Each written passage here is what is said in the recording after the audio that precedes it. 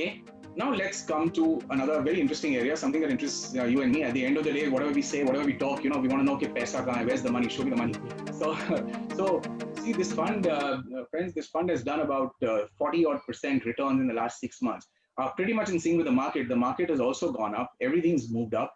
But think about this fund. This fund has got things like Hindustan Zinc. It's got Tata Steel. It's got oil companies and all of that. So these companies are not your regular companies. These companies don't have a regular growth trajectory.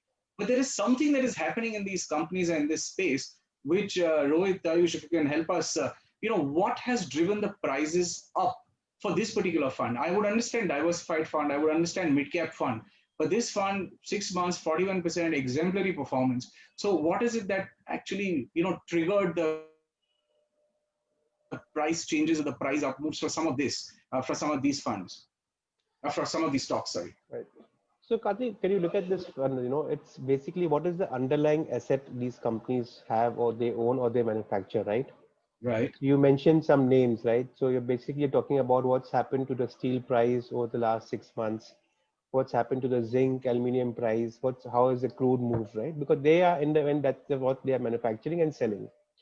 So what we saw in the last 6 months or so is with the global liquidity being what raised, right? Whether it's from the fiscal point of view or the monetary point of view, all the developed nations were, and all the banks and all the governments had opened up their pockets. Mm-hmm. This is what I'm going to provide you.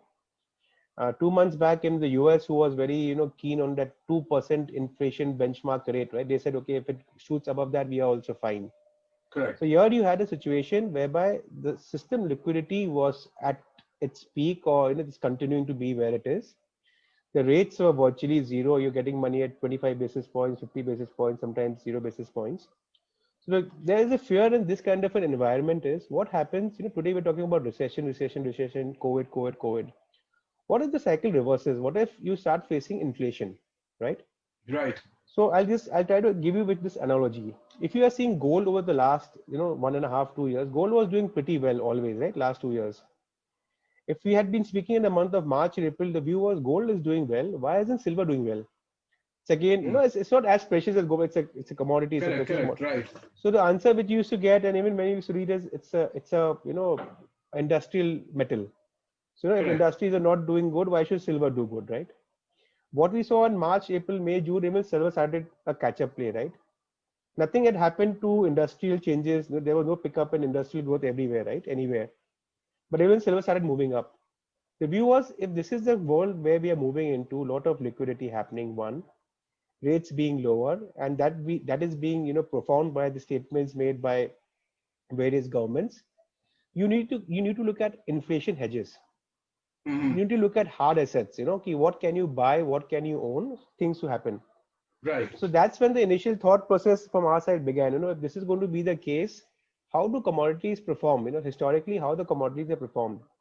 There we try to analyze some data in the last 4 or 5 recessions, after the recession, during the recession, how the commodity baskets performed, what happened to them. And there we saw the data, commodities outperform in this kind of an environment. So at that point of time, what data which we had, right? We had the data is yes, liquidity is strong, which was there 5 years, 10 years back also in a similar case of environment. On the supply side, the view was at these prices, today the best efficient manufacturers are hardly making any ROE, you know. So for Yes. them to set up new capacities, for them to set up even a brownfield capacity is not likely to happen anytime soon. So at least on the supply side, you have a kind of a cushion whereby you're not going to see sudden spurt in supply if prices start to move up. Thirdly, China started to grow, beginning June, July last year. Their Mm-hmm. PMI data started to pick up, demand started to pick up, pricing over there started to pick up. The view was, okay, China is doing well. India, October, September was coming out gradually of the crisis. So the pickup should happen in India also. So that was the whole thought. As we see in the last 6 or 7 months, and when you look at, Ayush, can you pull up the chart with how the prices have moved in the last 4 or 5 months?